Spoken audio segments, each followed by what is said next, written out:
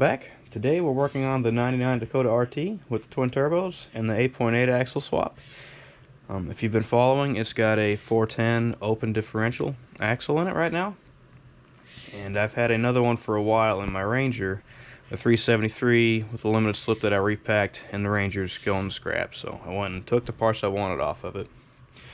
So plan is right now is to get it down and dirty. We're not going to rebuild everything. I'm pulling that chunk out and the pinion and putting this one in, and we're not going to do anything anyone's really going to be proud of today. I want to save the money to do the proper rebuild and the time for the True Track, not for this. But for right now, this option is free because I have it, so we're just going to get it done. Right now, first gear obviously useless. I don't think first gear is ever going to be useful without some real drag slicks at a track that's prepped. It made 365 the tire before boost, about 9 pounds. I don't know where we're at, somewhere between, I'm guessing, mid 600 horsepower, I'm guessing. I don't know, maybe more. But first gear is useless, second gear is useless. With the open differential, third gear is pretty much useless. And it's very inconsistent. Sometimes it will lock both tires up, and sometimes it won't. The other day I dropped it in third to pass one on the highway and it come loose at 70. And sometimes it doesn't. So I don't. It's making enough power that's becoming a real problem. And it's kind of sad to have that much horsepower and the truck doesn't move. So we're gonna fix it. Well, let's get to it. So this is what we got.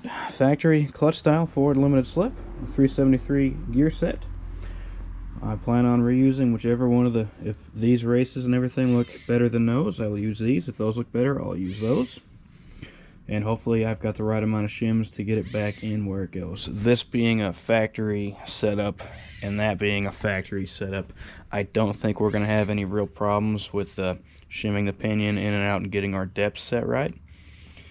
I'm going to feel it with my hand, the way it rocks, and I might check the pattern, but we're not going to get too scientific about it. We're just going to get down and dirty and slap this thing in there. I've got a couple things, a 7590 with the limited slip additive stuff in it. It says right there. Some brake clean and some ultra gray. So first things first, let's get this thing in the air.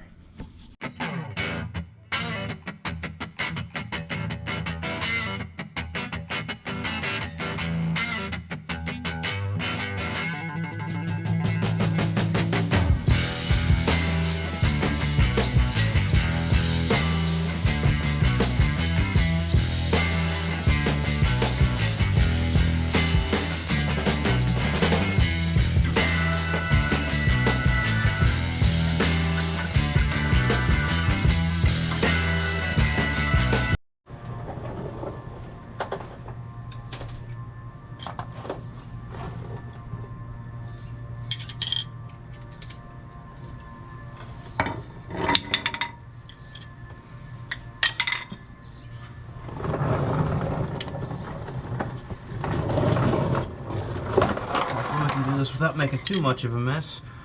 I got lucky and where my sway bar ended up is going to allow me to get the chunk out nice and easy. When I took this chunk out of the Explorer, it was sitting in the other one. The sway bar is right in the way. You can finagle it out of there. I was able to at full droop, but this one's going to be even easier.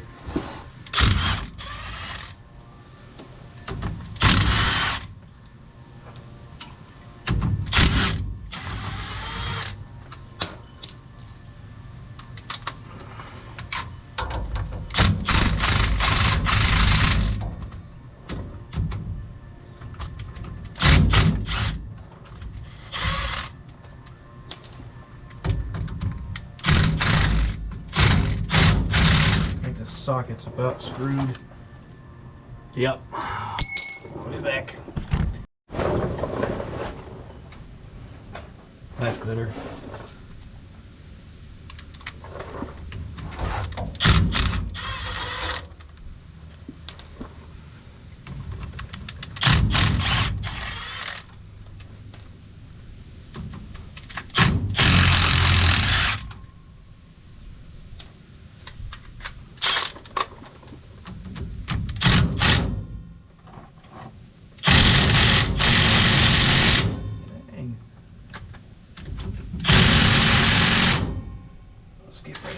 tension.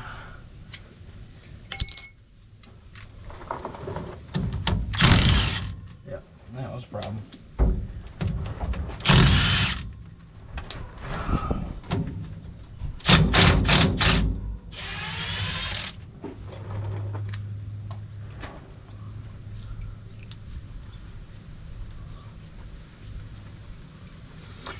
I always put one back in not quite tight so that when the cover comes loose, it doesn't just pour all its guts out at once. Because I'm going to take a screwdriver and a hammer and open her.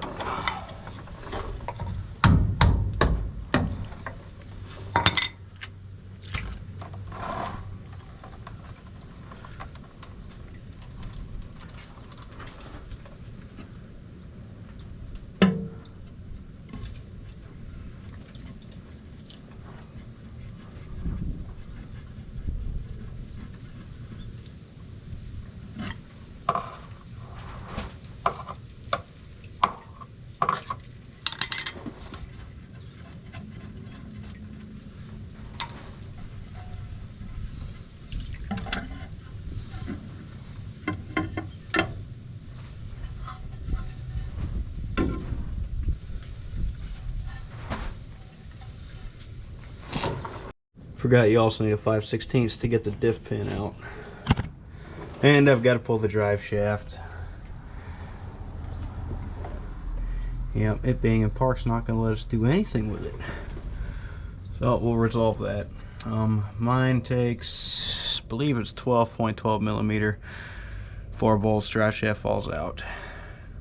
Then we'll come back over here, rotate it, pull the diff pin.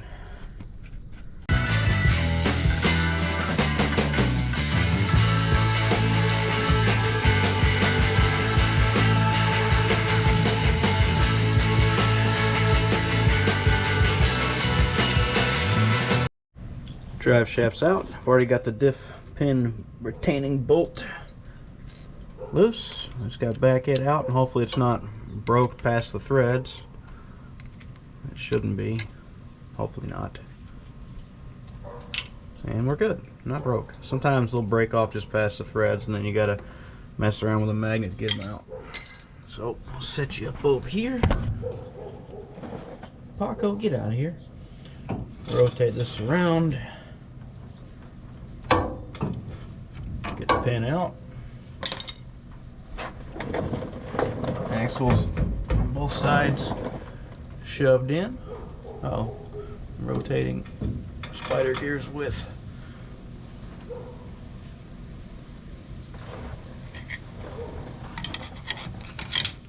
One.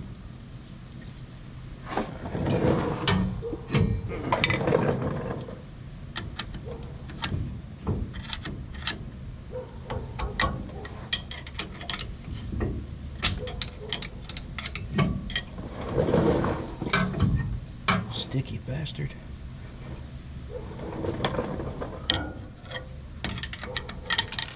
Two. Alright, now I can pull the axles out.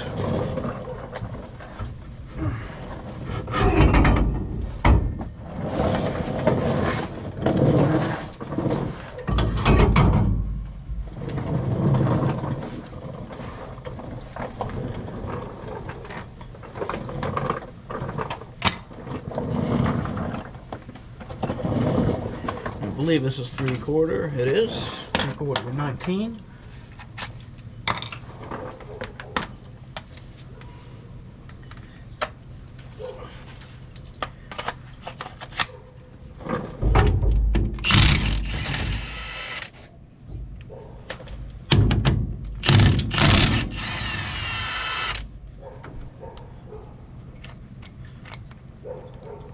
Keep the cap on the same side and look at the arrows. Arrows are pointing out.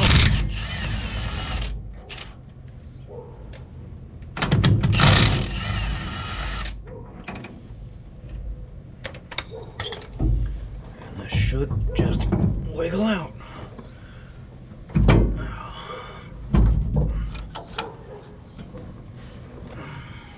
Go set this on some brads somewhere. Left shim.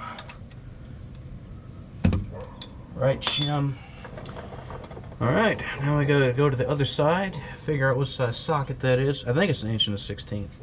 Or at least that's what I grabbed that fit it the closest for the moment. Now we'll see if the half-charged Milwaukee will bust this loose. Yep, not a problem. Alright. Put that back on. Take our socket. Drive shaft's kind of crowding me a bit, but we'll see if we can leave it in there.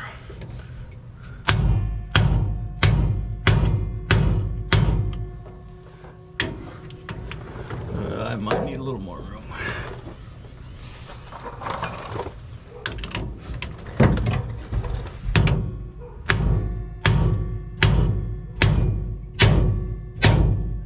Something's moving.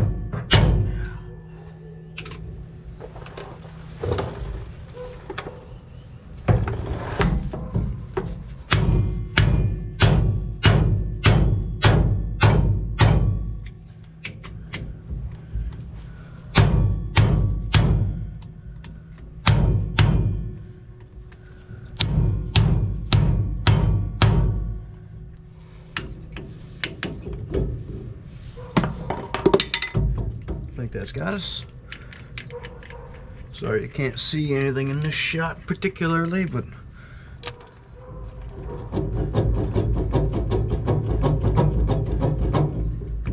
there we go. We're not going to change the seal. We're not going to change the bearing. We're just going to pull this out and put the other one in, and hope that holds up.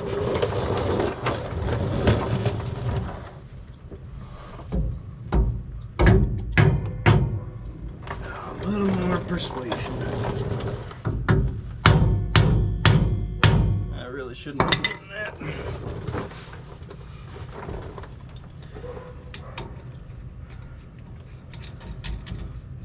At least didn't hurt it yet.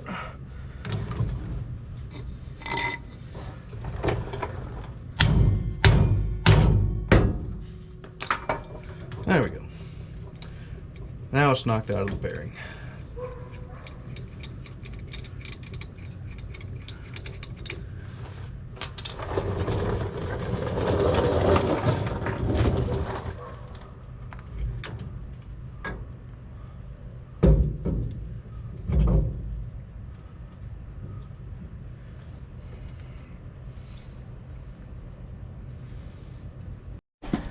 Here's our 410 open. Here's our 373 limited slip stuff. So the biggest problem you have while rebuilding these things is the crush collar is really only usable one time. I've done this before. I got away with it. We will get away with it again. So I'm going to take the calipers and measure both of these. Whichever one is taller, I'm going to use. They're probably really close to the exact same since this is all Ford parts. But if one is a hair taller, that's one we're going to use to give us a little more chance to set this thing right. I'm not going to get the inch-pound gauge to test its rotational force that it takes with just the pinion. I'm just going to feel it by hand. I'll bump it with the impact until I'm happy with it. And then we'll slap the chunk back in and check the backlash also by feel. Like I said, this is not a video of exactly how to do it. This is just coming along for the ride. We will take, whenever we do the true track, we're going to take our time and do that absolutely right, check everything. I'm going to pull the axle out, finish welding some things, and really do that right. But this I'm not worried about. This is just to get by. You can see where they both crimped a little differently. One's offset just a little bit.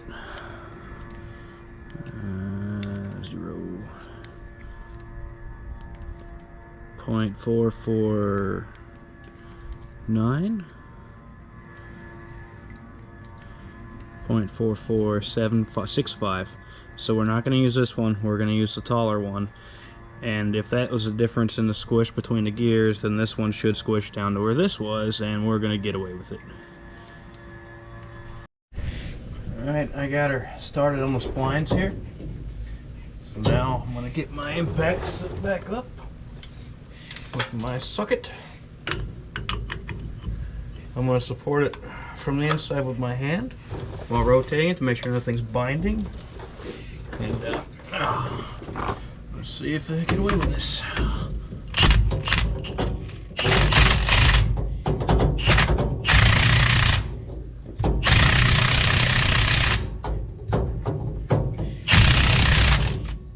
Oh, I stuck my hand in the fluid.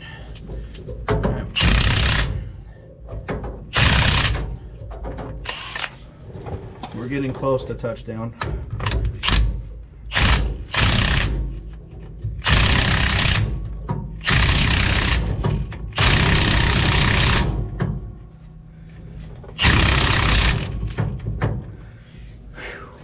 Dang, that's gross.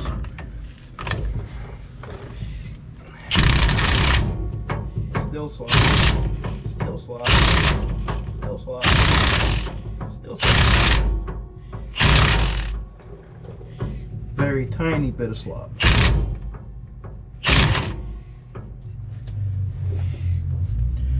Oh, I really need this pan out of the way.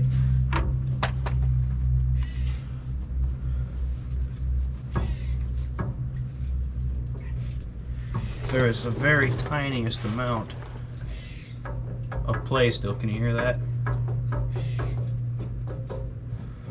And way too easy to turn.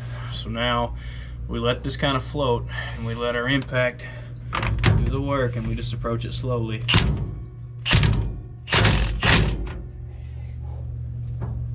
Still got slop.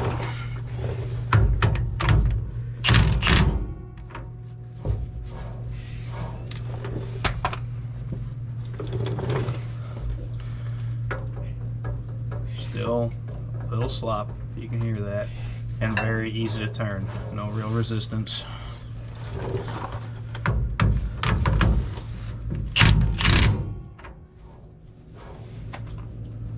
A little resistance to turn, but not really.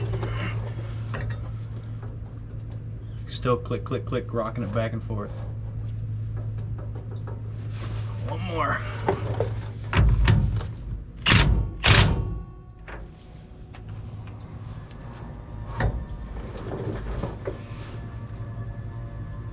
No more noise.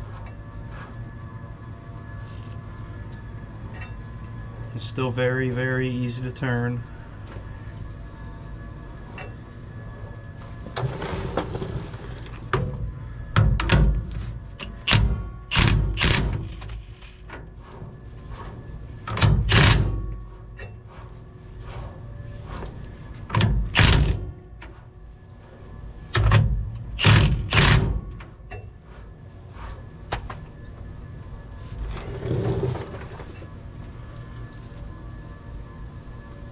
I think that's going to do it right there. I don't think it's too tight. It takes a little bit of force to turn, but still with my fingertips, I think we're going to call that good right there. Maybe I'm an idiot for doing this, but that's to be determined. It will let us know. If there's a problem, it won't last very long. This will be the second time I've done this way, so I'm not that worried about it. But I'm going to go clean off the limited slip chunk and get it ready to set back in. I've got the spacers from what came out, and I've got the spacers from the other housing. If this was aftermarket stuff, I don't think you'd get away with this easily. But since it's factory Ford parts, it's the shims and the spacers on the sides are probably set up to work in any housing, because they're not going to sit there and hold their mouth right while they're building these things at the factory. But I'll clean that up and I'll get back. Alright, let's get this thing in here. I'm going to use the races out of the one that came out of it because they look a little better. Bearings look about the same. The other races out of the other axle have some pits.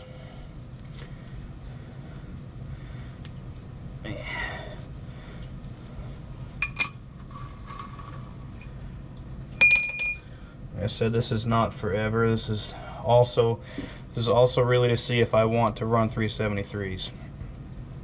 Because I may want to go back to the 410s whenever I do the true track. I want to make sure I know what I want for when we do the real final assembly. the final form. Alright, how do I do this without dropping it in the pan?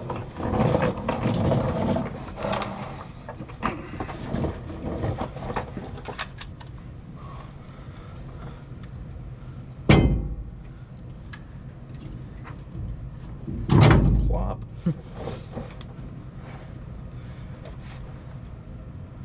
All the shims actually look about the same. These two are the same.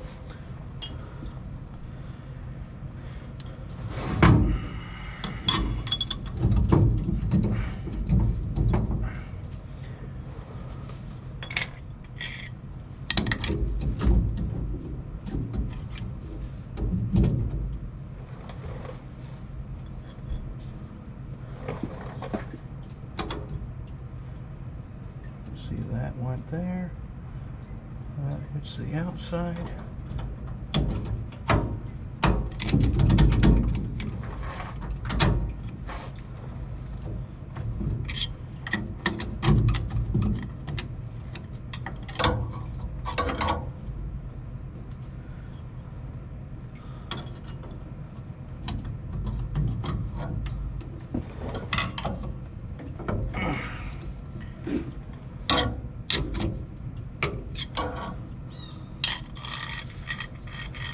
Damn you.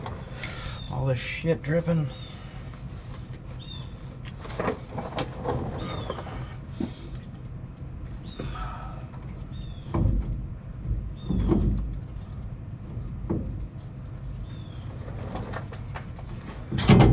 guess I could try to put the shims in first.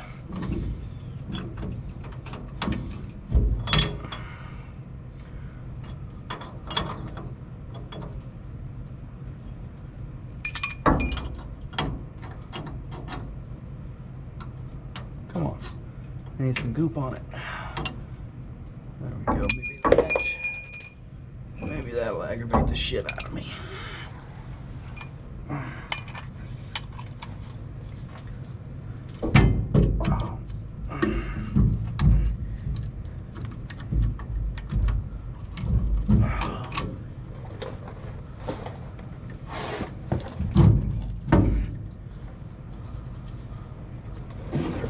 Fucker. Alright. I had to do some finagling to get it in there, but we're in there. It moves freely, not too bound up, so I'm going to tighten the caps and then check clearance by hand. It's going to be kind of hard to see. You can hear the noise though. So I've done a handful of axles and set them up properly with all the proper tools and checking rotational force and all those things, and that feels good enough. Looking at the old shims that came out of this specific axle, it looks like at some point, and I noticed it on my other one too, like the races had spun at some point, because look at this, look at that groove. It's actually dug in to the spacer on both sides. So I don't know if that's not torqued enough or what the issue is, but I'm gonna look up the torque spec and torque it, and I've actually got a little bonus piece I forgot about. All right, the interballs said 80 foot-pounds.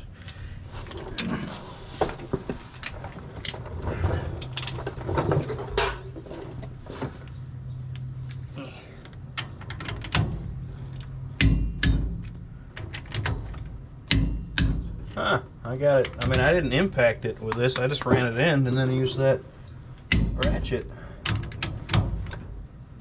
They're turning a little bit and clicking. Double check, the double check. All right.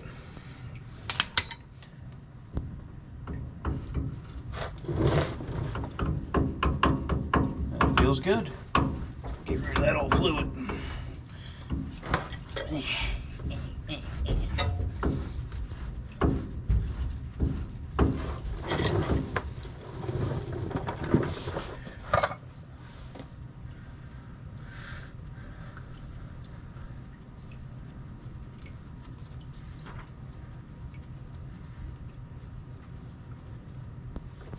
That's good enough. I'll clean it up and then I'll show you what I forgot that I already bought. Here's what I forgot. I didn't forget that I bought it, but I just didn't think about it. And then I brought my toolbox home and I kicked the box. What the hell is that? Oh yeah, I already have this. So we're gonna go ahead and put this on. This is a Scott Drake cover with the bolts to go up against the caps to support it. So we're gonna go ahead and throw that on. It comes with all its bolts and hardware. I don't think it came with any glue, but I already got a tube of Ultra Gray, so we're good to go. Well, let's get it on. Alright, we gotta get the axles in, C-clips, and get the pin back in. Well, actually, we gotta take the pin out first. Then we can do all that stuff. So I'm gonna set you on the side, put you on time lapse. I'm gonna pop that out, put the axles in, pop the C-clips in, put the pin back in, and then just start putting the cover on. It's got very nice Allen bolts. Screw jacks are in the cover. So I'm just gonna get this thing down so we can go do some burnouts and play.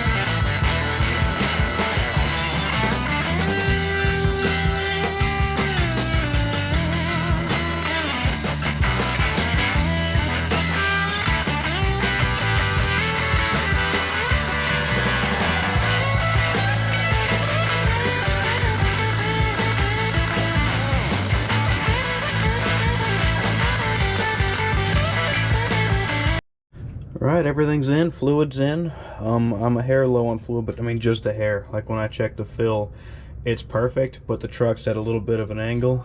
It's kind of flat. So I will put a little more in after tomorrow's trip.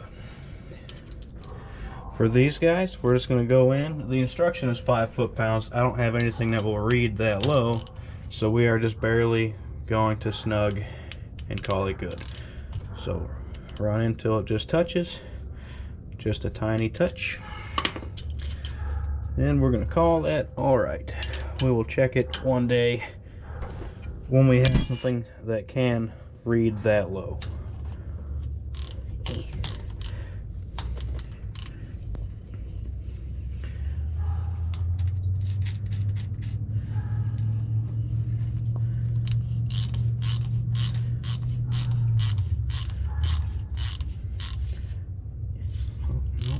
Up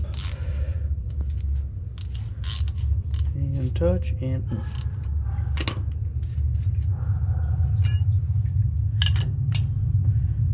there we go. Done. While I was slapping the rotors back on, I don't know if you remember me building or putting the brake cables on, telling you that something's wrong with the parking brake because it has a lot of swing and barely does anything, and I feel like it's just worn out. Well, here's some of the crap that fell out when I pulled the rotor off. So yeah, that'll get better whenever I get the stuff to fix it. But I'm gonna put you back on the stand. I'm gonna get my calipers on, get the wheels on, and set this thing back on the ground. Well, actually, calipers on, wheels on, let it rotate. I didn't really oil everything at the front on the pinion, so I'm gonna let it run and sling some crap up there without any load on it. Then I'll put it on the ground. We'll fire it up and let it run for a bit.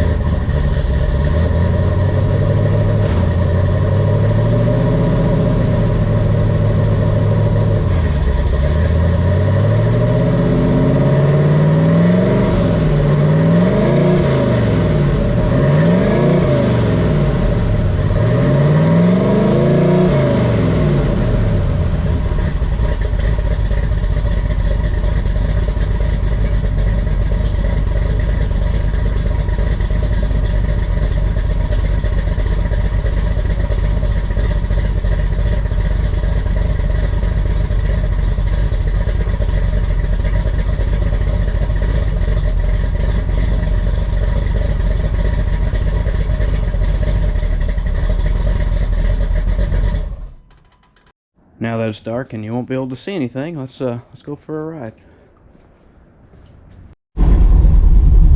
It looks so much darker on the camera than it really is.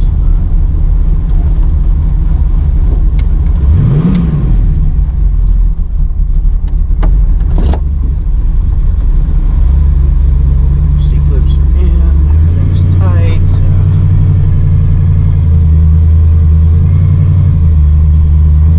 Start off nice and easy.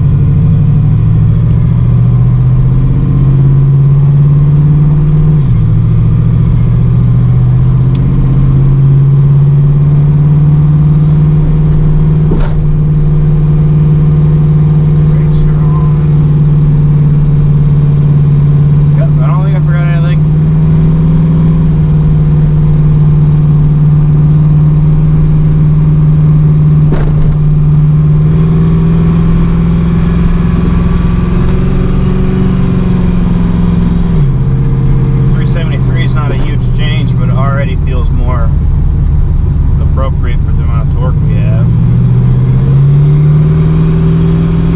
Still in third. I can't see the speedometer because the cluster lights don't work. But I could take off, and I don't know about take off in third, but it would 1, 2, 3 real quick, and I had enough torque there. It really didn't care.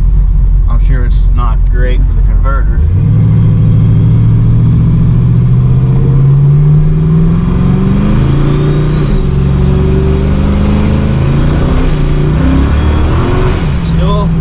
Skates, but that's both tires. I can't wait to get some real meat under it.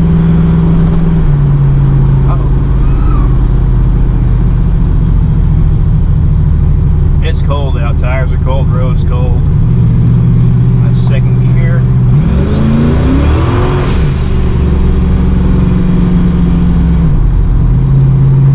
Yeah, it doesn't take anything. Second gear, just step in it. It's coming unglued. Like I said, these tires are old. They actually seem to hook better. I think it hooks better than it did with the 9 1/4. And that's not the axle's fault. The 9 1/4 was limited slip with 392 gear. But it had 17-inch tires. It had Nitto NT 555 G2s, but such small sidewall.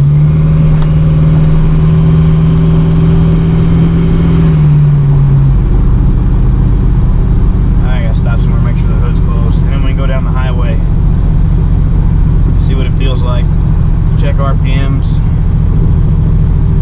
Of course, gear ratio change, tire size changes, the speedometer's not going to be right, but it should be close enough.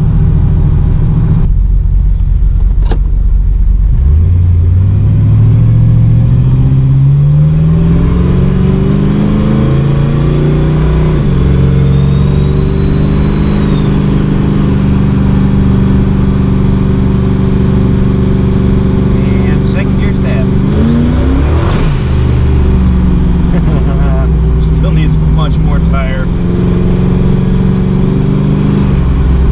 and Caltrax.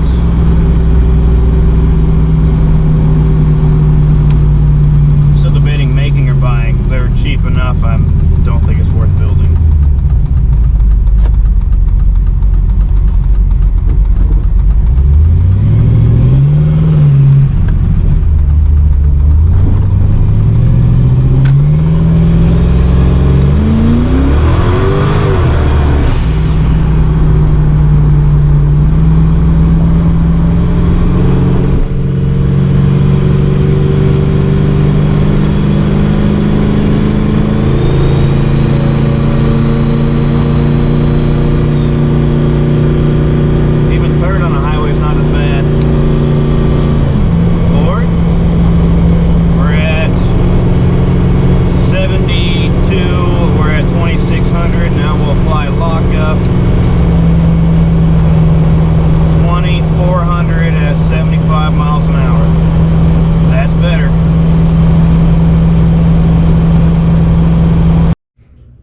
I think that's going to be it. It's definitely better. 2400 RPM versus, I didn't check it exactly, but it was around 3000 RPM at 75, 80 before. It might have been 85 miles an hour. But either way, definitely a step in the right direction. Not that I'm that concerned, but it's definitely quieter. at that speed. It pulls better. First gear actually seems semi-useful. I don't have to go to fourth gear on every back road. I can leave it in third, so that's nice. These are all good things, and it's definitely locked because I think I put the upgraded. I don't know if I upgraded the spring or not, but I rebuilt it forever ago. I have no idea. It's locked. It feels good. Still, you drop it in second and stomp it, it's coming loose. But that's not going to change that. That's tire. But everything else is definitely a step in the right direction. So, if you made it this long, thank you for watching. If you're new, please like, subscribe. We'll keep doing cool stuff. Keep making steps in the right direction. There's probably going to be some comments for how you're not supposed to do that. But, hey, we'll find out. It works right now. It's quiet. We should be fine. If here in a week it starts making noise, I'll let you know. Thank you.